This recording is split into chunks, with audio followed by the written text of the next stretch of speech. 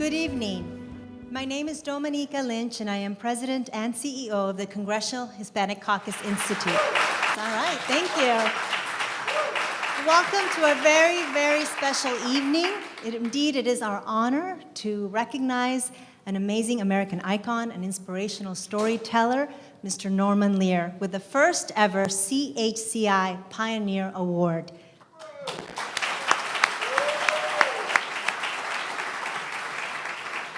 We recognize your efforts for forging a pathway to tell stories, to tell our stories, for framing our stories of diverse communities in a positive light and always with good humor. CHCI is a nonprofit, nonpartisan leadership institute that was founded 40 years ago by 5 courageous Latino congressional members who were pioneers and understood that without strong national representation in Congress, that the Latino community could not advance and realize their full potential as civically engaged citizens. Thanks to their leadership, CHCI was created with the mission to develop the next generation of Latino leaders, creating a talent pipeline for Congress and for all industries. Representation matters. 40 years later, the 115th Congress is the most diverse in our nation's history. We have the most number of women, of African Americans, Asian Americans, and Hispanic Americans. There are a total of 38 congressional Hispanic members and the first Latina senator. But we must do more. It is 2017. Latinos are 57 million strong, 18% of the total US population. We pump $1.4 trillion into the US economy each year. We purchase 1 out of every 4 movie tickets sold, and yet we comprise less than 5% of all the leading roles in film and television. Representation matters in Congress, in the C-suite, in the tech, and in Hollywood. Tonight's event is a tribute to Norman Lear, a pioneer who understood, like our CHCI founding members, that without diversity and inclusion in government and in film and television, the real American experience is not reflected for our young people to be inspired. As Mr. Lear always says, we are all versions of one another. As humans, we share a common humanity.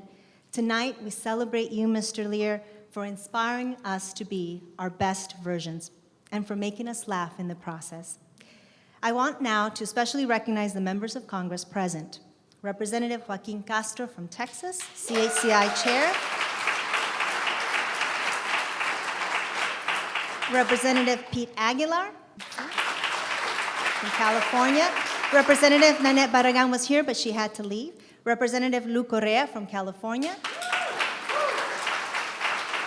Representative Grace Napolitano, also from California. Representative Lucille Robel Allard from California, there she is. And Representative Mark Takano from California. And we have one representative who traveled the furthest, Representative Vicente Gonzalez from Texas. We count on the support of leaders like everyone here in this room. You give Southern California Latino youth the opportunity to come to Washington, D.C., to learn about the policymaking process, and to get paid while they do congressional internships and fellowships.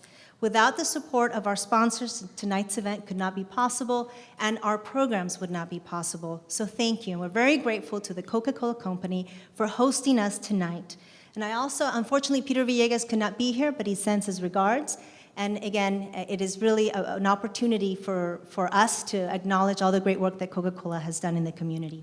I also want to recognize our mission partners, Altamed, Hyundai, Cordoba Corporation, Mr. Rigo Diaz, Telecu, Southwest Airlines, and Union Bank.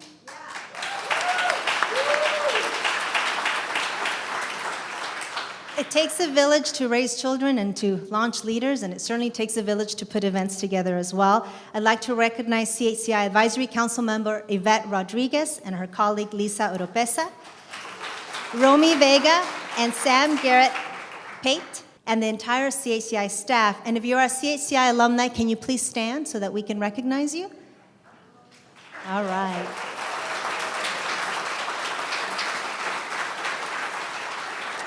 And now it is my honor to introduce tonight's moderator. He grew up in San Antonio, attended Stanford and Harvard Law, previously served 10 years in the state legislation, was elected to Congress from San Antonio in 2012, became chair of CHCI this year. He sits on the House Foreign Affairs Committee and Permanent Select Committee on Intelligence. He has been a leading voice on Russia investigation. Has been a champion for creating economic opportunity for all Americans. And if that wasn't enough, he has an identical twin brother named Julian, who is equally as accomplished and who we're all very proud of as well. Join me in welcoming Congressman Joaquin Castro.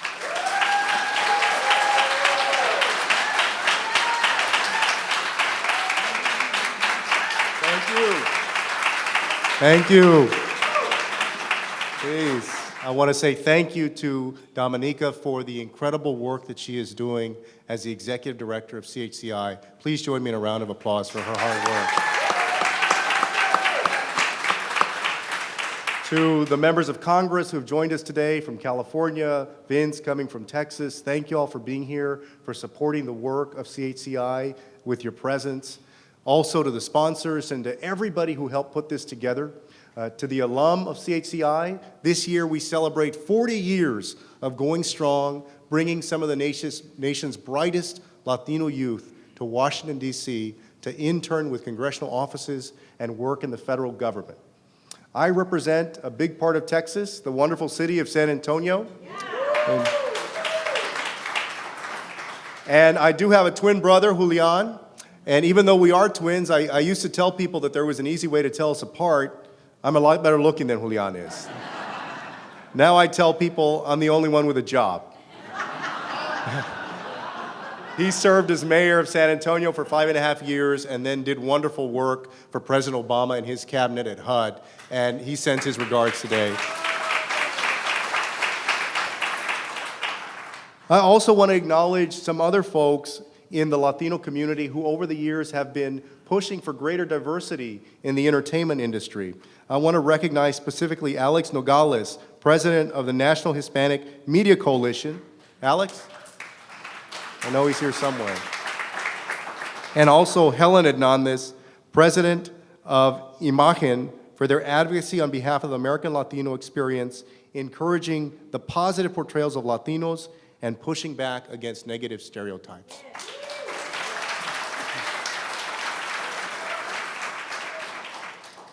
You may wonder why CHCI is taking an interest in the entertainment industry and in Hollywood. After all, for 40 years, the bulk of our mission has been to bring people into politics in Washington. But the fact is, if you look around the country, you realize that not only in government and in Washington are Latinos underrepresented, but across the American economy, in the finance industry, in law, in business, in nonprofits, and certainly in the entertainment industry. And we thought that the best way to highlight that would be first to recognize a pioneer who has broken down barriers on behalf not only of Latinos, but also African Americans. And that gentleman is our honoree tonight, Norman Lear.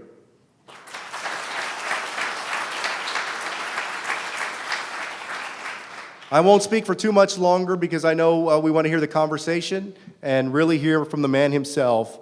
But I want you to think back to the early 1970s when there were hardly any African American faces on television. And there was a man with a vision to give actors, African American actors, a chance back then to be on screen and also to tell their stories in their voices.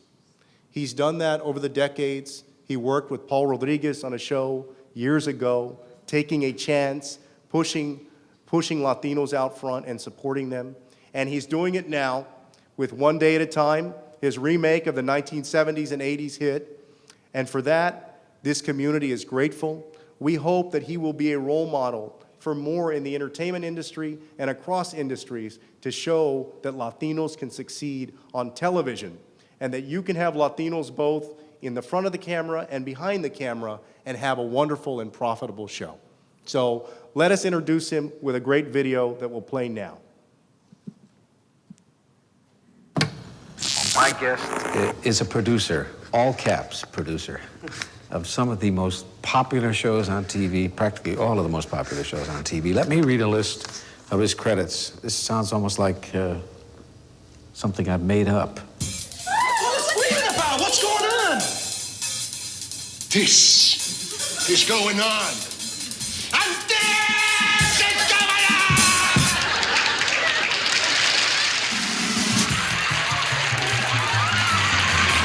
Good evening, ladies and gentlemen.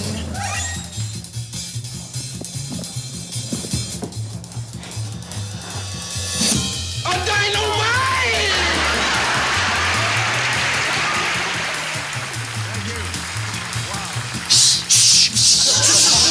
Not only that, but I ripped my pants for you.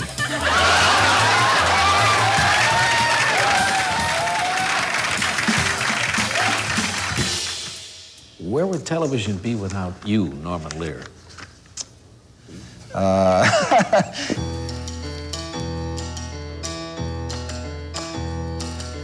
My God.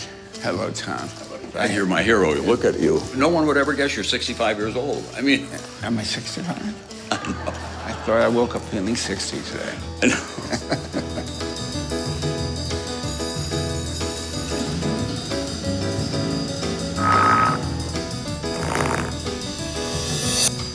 What made early 70s television shows always entertaining was how fictional they were. But real life on television, of course, wasn't remotely real life. Now, no prejudice intended, but I think that, if God had meant us to be together, he'd have put us together. Well, look what he's done. He put you over in Africa, he put the rest of us in all the white countries.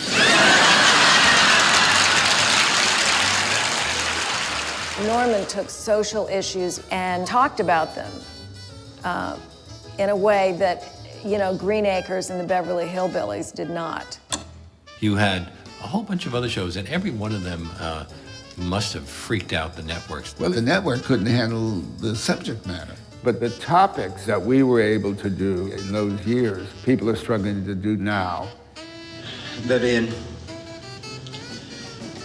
I'm pregnant. He really, there's no subject he can't talk about seriously and not about. May I use the word bull? Do you feel you're getting a raw deal somehow? I mean, you are black. Man, these guys don't miss a thing, huh? Nobody ever thought of Norman as a white Jewish guy. Norman was like the Godfather. Norman had an uncanny way of knowing what was real and what would work. So far, we're not doing too well. Do you realize the impact you've had on the American public? I mean, I'm not flattering you, it's a fact. I mean, do you think about that? Tell them to stop the lawnmower.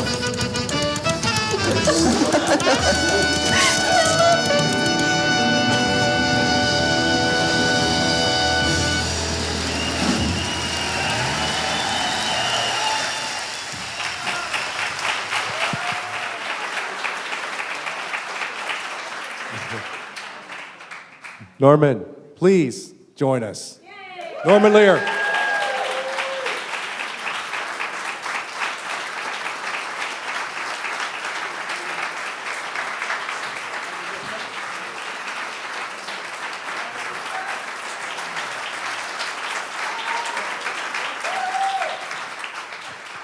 Now, I want to present you this award, and I'm going to read it real quick. And it says, the Congressional Hispanic Caucus Institute presents Norman Lear with the CHCI Pioneer Award in recognition of his innovation, commitment, and generous contributions to inclusion and diversity in television and film, June 2nd, 2017. Congratulations. Thank you. Thank you. Thank you. May I just say, until I arrived, my daughter Kate and her husband John are here, and they will testify all day long. I thought I was coming because the group, your organization, was honoring one day at a time. I had no idea it was me. So, and one day at a time is well represented here. And Paul Rodriguez is here. And I just want to recognize him. There he is. Stand up, Paul. What year did we try to do AKA Pablo? I think it was 1805. A while back. We do have Paul Rodriguez, Tony Plana, and Justina Machado, and of course, Miss. Yeah. I was going to say the EGOT winner, but you also got awarded with the Kennedy Center honor. So your KEGOT, Rita Moreno.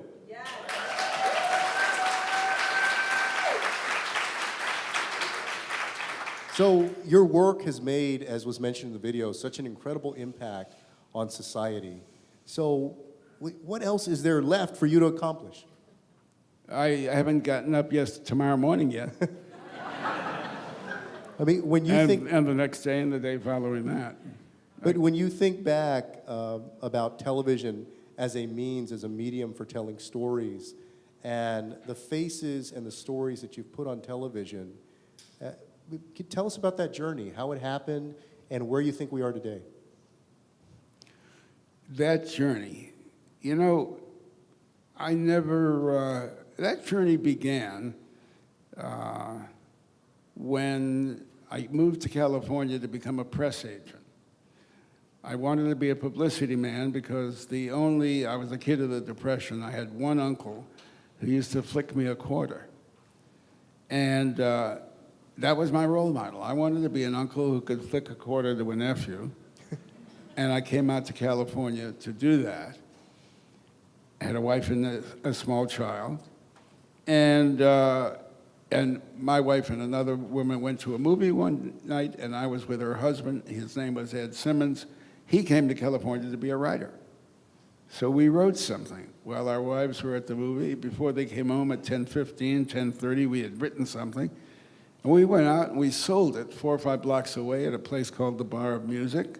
Wow. And the $20, we sold it for $40, the $20 that I made, I worked all week to make twice that much, that's all. And who was the buyer? I mean, who you have given so She many... was somebody playing a piano at the entrance and doing insults. And we wrote a parody to a song called The Sheik of Araby, which, if you're not careful, I'll sing for you. That would be great. I think everybody would enjoy it.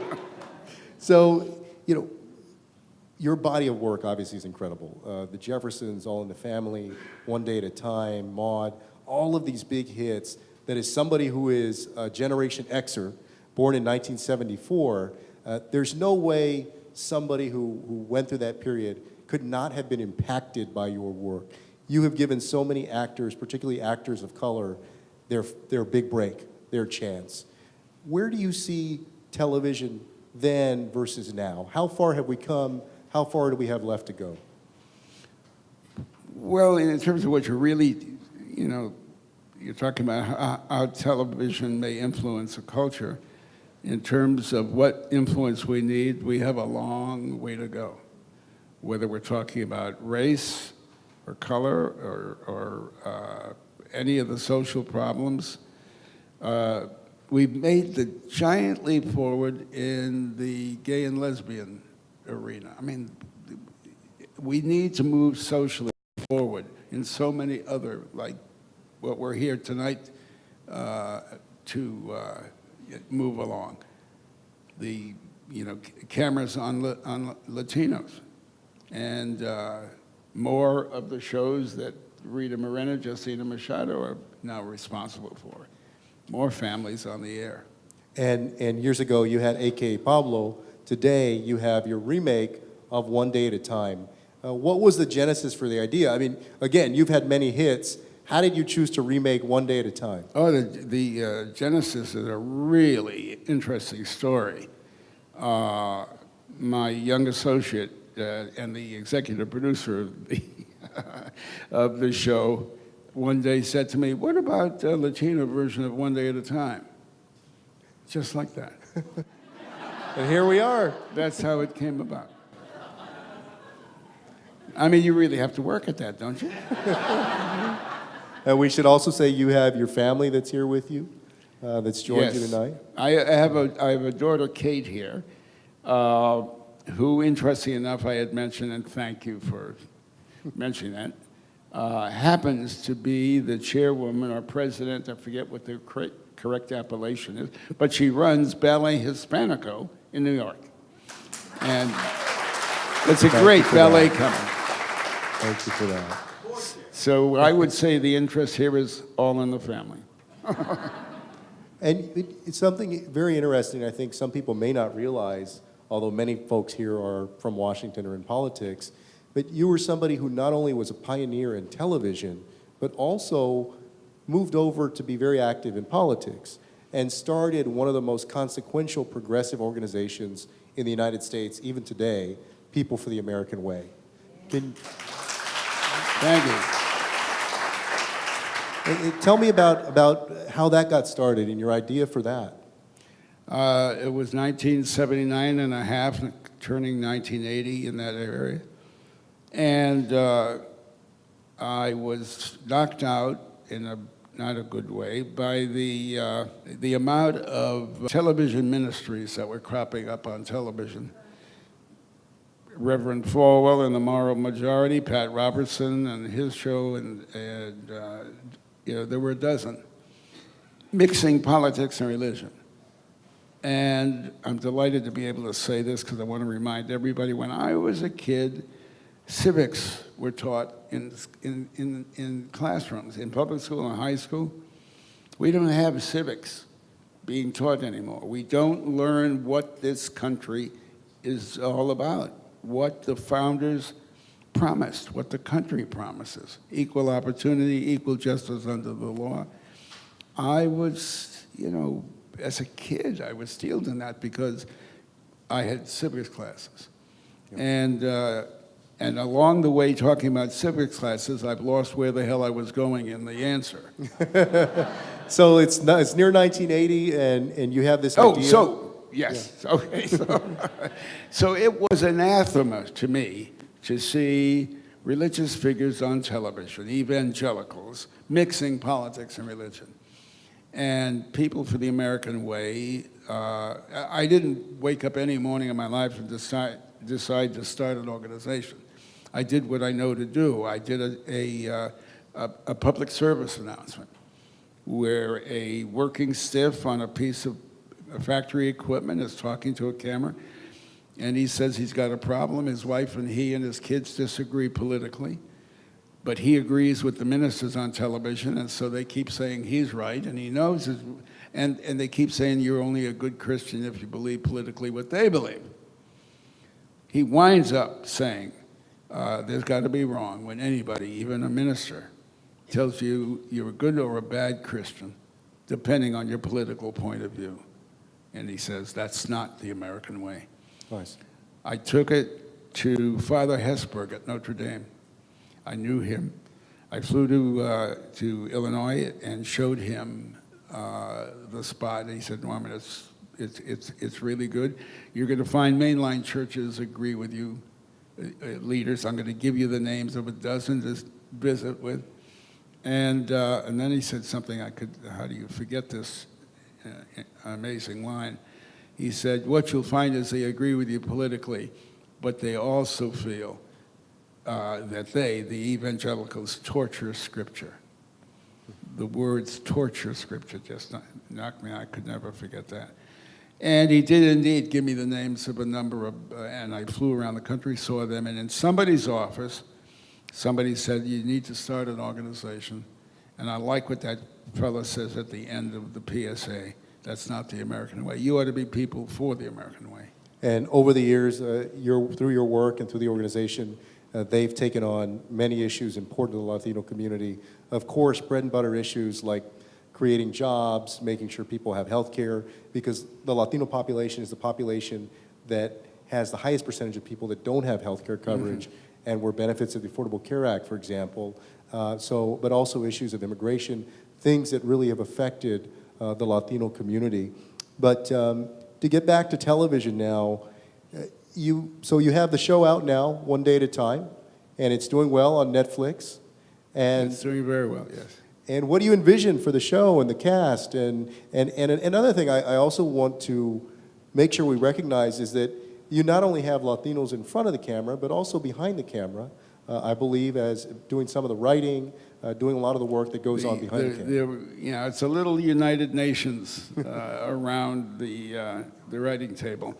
11, 12 writers and 2 showrunners that are the woman who runs the show with her partner Mike Royce is Gloria Calderon Collette. She herself is from Cuba, Cuban American, and basically the family is a version of her, what she's lived through, her version. And well, it's so clear with every moment that what she's lived through out of her Cuban heritage is what we've all lived through in our own ways. You know, we share a common humanity, and everything they're living through is everything we can recognize.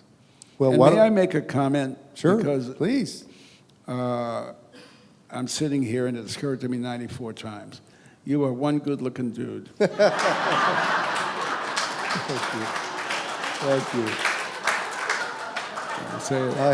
I appreciate that, especially coming from you, Mr. Lear. Thank you. Why don't we bring the cast up now? With Paul Rodriguez, Tony Plana, Cristina Machado, and Rita Moreno. Well, let me, first of all, thank you all for being here. Thank you for helping us honor such an incredible man in Norman Lear, who has done so much to diversify television and the entertainment industry. We know that we still have a long way to go as a community, as CHCI wants to be a small part of making that push. And let me start with Rita, who again, and for everybody, including myself, that's not part of the entertainment industry, her accomplishments on screen are extraordinary and literally only achieved by a handful of people who have ever appeared on screen. In addition to the Kennedy Center honor, she is what is, if you look this up on Wikipedia, an EGOT winner, which is a winner of an Emmy, a Grammy, an Oscar, and a Tony. Truly remarkable. Congratulations.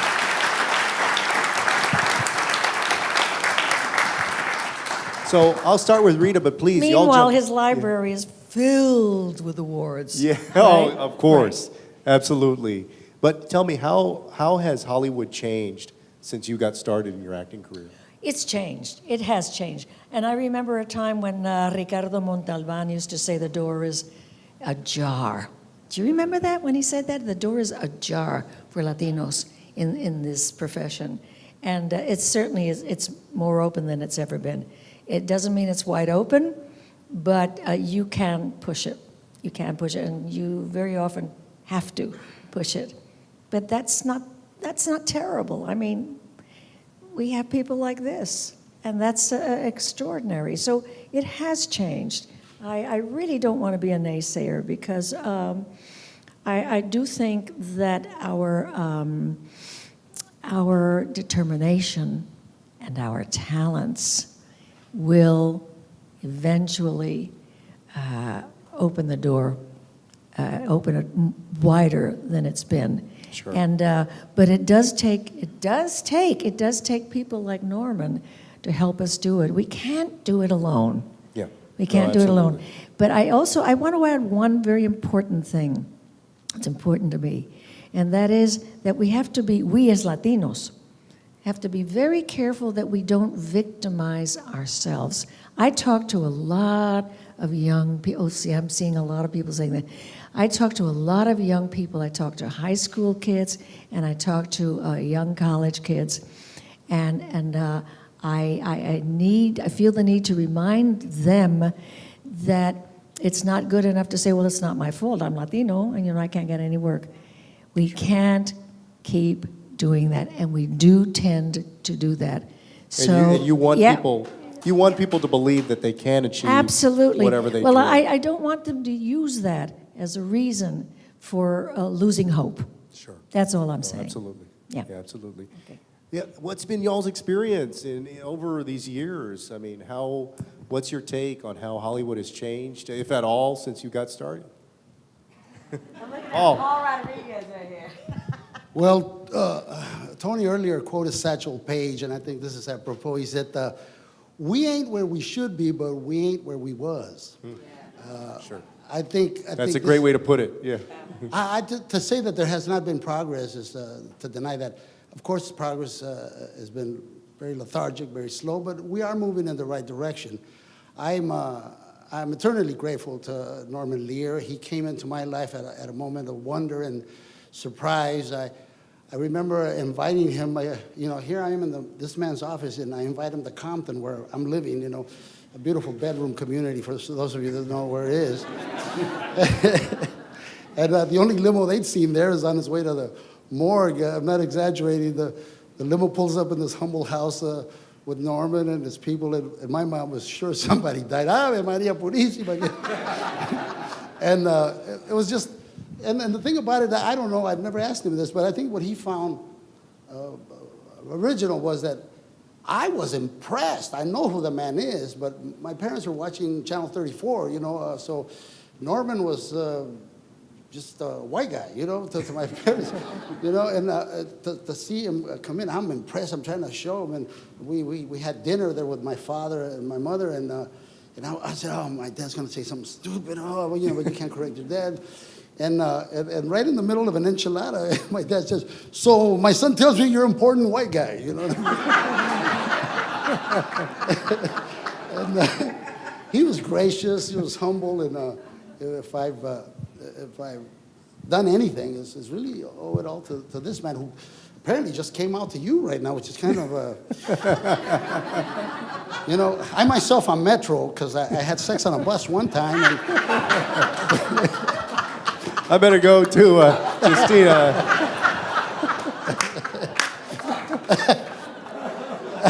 or Tony, or anybody that wants to save me from this. Yeah, that's what you call rapid transit.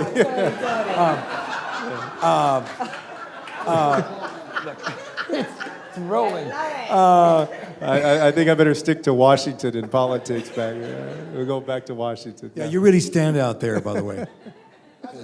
I want to say politics is for ugly people. What is it? I've been around for 40 years, and I remember when representation for Latinos was 3 or 4%, and now it's at 5.8. I think it's still at 3 or 4%. I Well, just went somewhere. No, USC did a study last year, but it's film and television. That's what I mean. So it's a little higher in television. Now that's on screen? And that's because film is very low. So we don't exist in movies. That's the problem right there. We can't agree on anything. It's still messed up. It's still very low. So yeah, there's progress, but it's incremental, and it's glacial. And so for us who have been kind of watching it for a long time, it doesn't seem to change that much. I mean, there are flashes of opportunity, I think, and one day at a time. Ugly Betty, Resurrection, Jane the Virgin, Resurrection Boulevard, American Familia, so there are flashes. Now, growing up in the 80s, I got to say, for you guys, I was a big fan of Born in East LA, the movie from 1987 or so. Yeah. The thing is, I think our future is absolutely bright. It's just a matter of time because, in a city like I was working on a play here in LATC, you literally cannot throw a rock in any direction and not hit a guy named Jesus on the head. So our numbers alone will see us through. It's just that the people who write television, they just need to get out of the house in Malibu and walk around. Well, and Paul, and that's a great point because Los Angeles, I think, is about 40% Latino. That sounds about right, right? And more, it's higher than that. No, okay. If I get home early enough, I'll help. Because. But y'all saw that about a year and a half ago, Chris Rock had a scathing assessment of Hollywood, and in addition to talking about the lack of African American voices out there, specifically addressed I'll differ Latinos. on that. I mean, let's face it, African Americans have succeeded tremendously. To say that they're not seen on television, I mean, what TV are you watching? I mean, they're well represented. We should have that kind of, Latinos have all a great deal of debt to African Americans. We've seen their struggle, we've seen their trajectory, and we piggyback on I do a thing on stage about that. We piggyback on that. But that should be I mean, they've laid the groundwork a lot due to this man. You know, so the pattern for success is there. What is it? Are we lacking talent in our community? I don't think so. Are we lacking numbers? I don't think so. I think we're just lacking someone to take what they conceive as a risk and what I consider a shoe-in. We need a couple more Norman Lear. But I also think we're lacking unity. Because so many of us What do you mean want to by that? say, I'm this, I'm that, you're that. We're all Latinos. And when we get together, we're going to be stronger. Let's stop saying we're Puerto Rican, I'm Mexican, I'm Cuban. Who cares? Who cares? It's all of us. We're representing. And as soon as we get together and stop that colonial stuff that happened to us, you know, the mentality where they all colonized us, then yes, we're going to move forward. That, to me, we're going to move forward. And y'all, I think our time is short, and we especially want to be respectful of Mr. Lear's time. But tell me a story about Norman and you know why he means so much to y'all. Well, look, I'm at the Comedy Store. My father's kicked me out the house because I stopped going to college. I'm sleeping in a car behind the Comedy Store. I'm doing Monday nights. I'm earning $20 a night when I can get on stage. Along comes this fairy godfather, I guess. He all of a sudden I got my name on. I got a parking spot on Universal Studios. You know, it was a fantastic. It came quick. It went away quick, but the memories linger. You know, it's a sad day when they erase your name. But I had the privilege of having that opportunity. But let me tell you, I walked in. He came to see me. He brought Carol O'Connor, I believe it, if you remember, Norman, at the Comedy Store. And a waitress, there's an ongoing joke for comedians back there that the waitresses always tell the comics, you know, hey, Spielberg wants to see you after, you know. Yeah. You know, and she tells me, Norman Lear's here, he liked your act. And I go, get out of here. If it had not been for this woman going, no, I'm serious, fool, you know.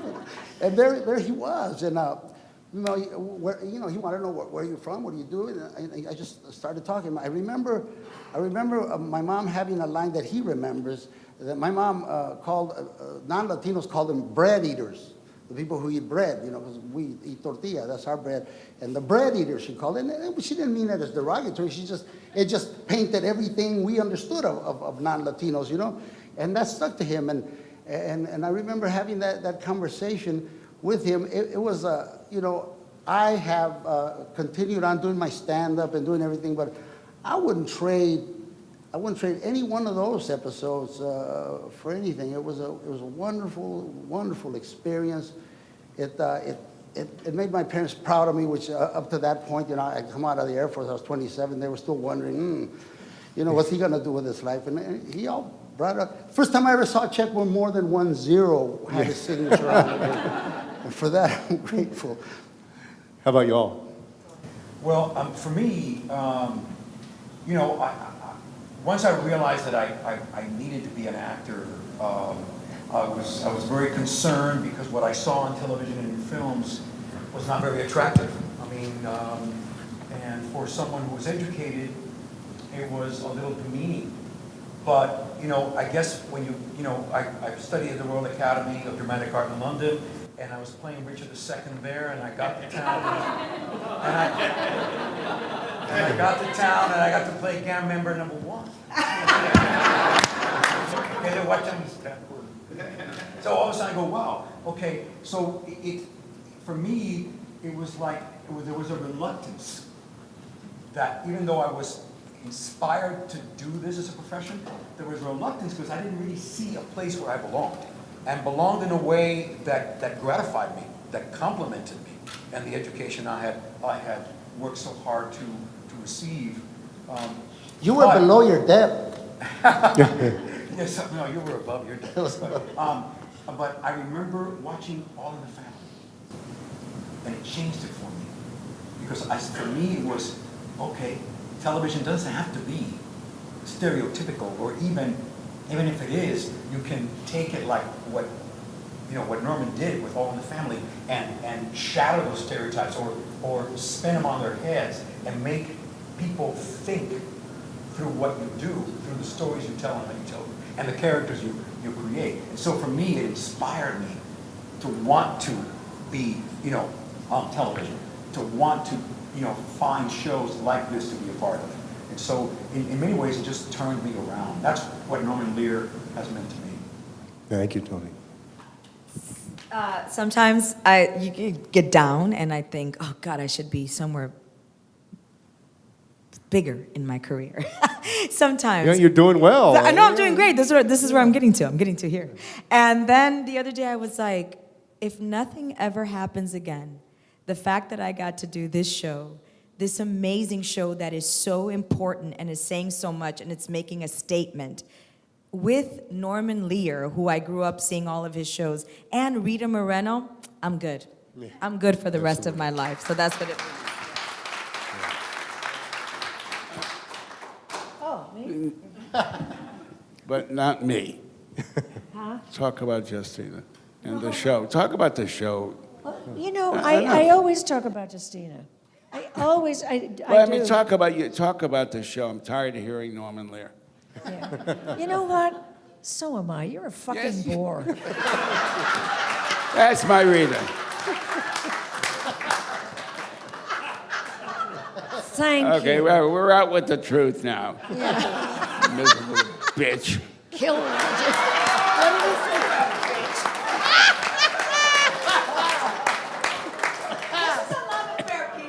think, This is worse than Washington here.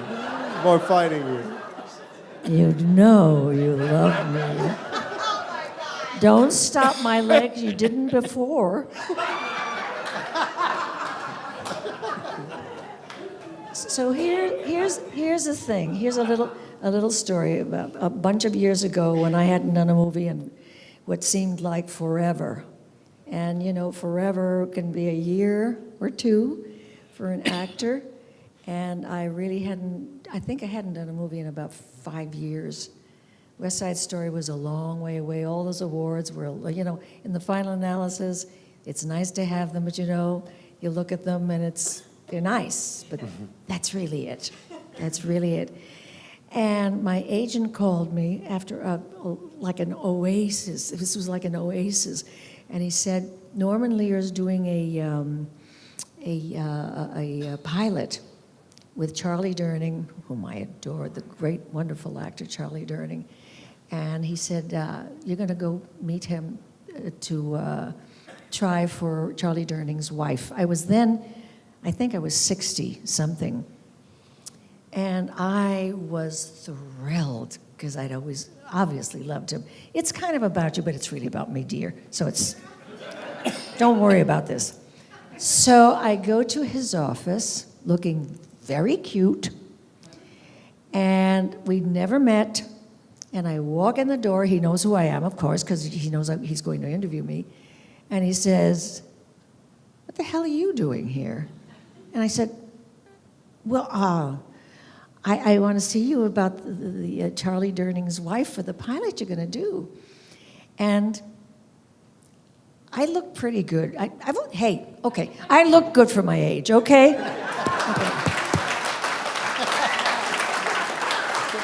I've always looked good for my age, to the detriment of my working in movies and television, because I never looked the part, okay? So he said to me, no way. He said, no. I said, but, and I was really desperate, and I was so thrilled to be in his presence. And I said, but, I'm 60, whatever I was, 64. And he said, yeah, but you cannot be Charlie Durning's wife. You don't look it. And he dismissed me. He said, get out of here. And in a very sweet way, really, I have to say. And he dismisses me, and I go to my car, and I cry for 2 hours. He doesn't remember. You don't remember this, do you? Shit. Don't give me that stare. We're like Mutt and Jeff, the two of us. So I cried for 2 hours. Your name again? I told you we're Mutt and Jeff, or we're frickin' frack. I'm not sure which.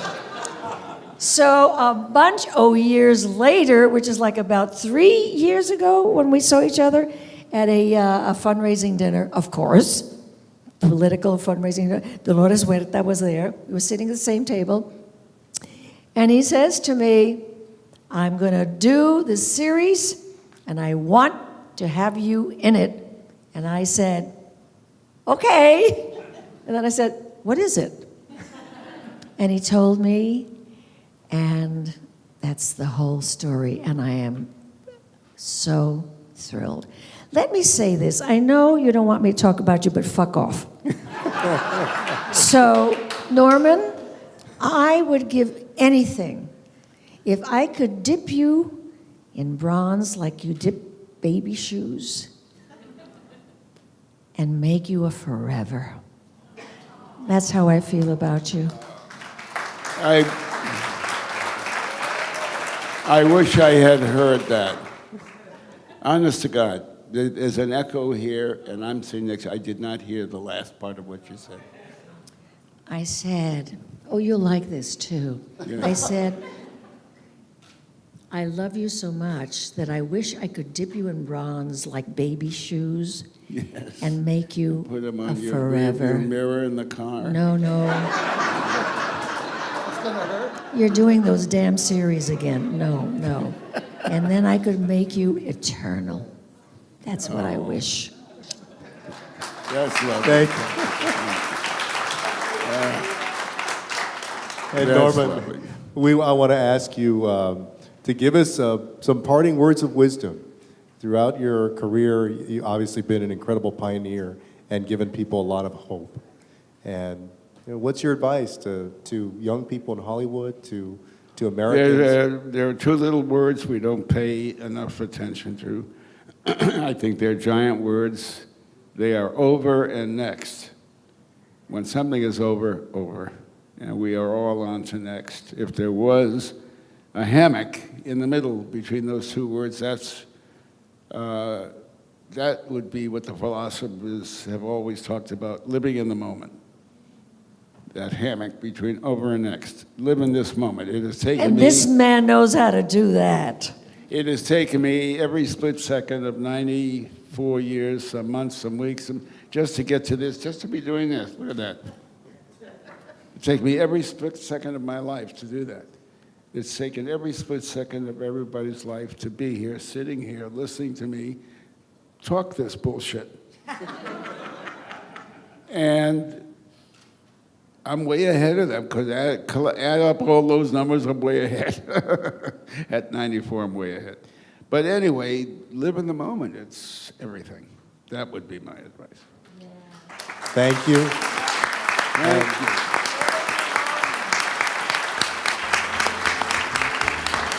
Thank you to all of you, to the cast of One Day at a Time. Congratulations to each of you for all of your successes over the years.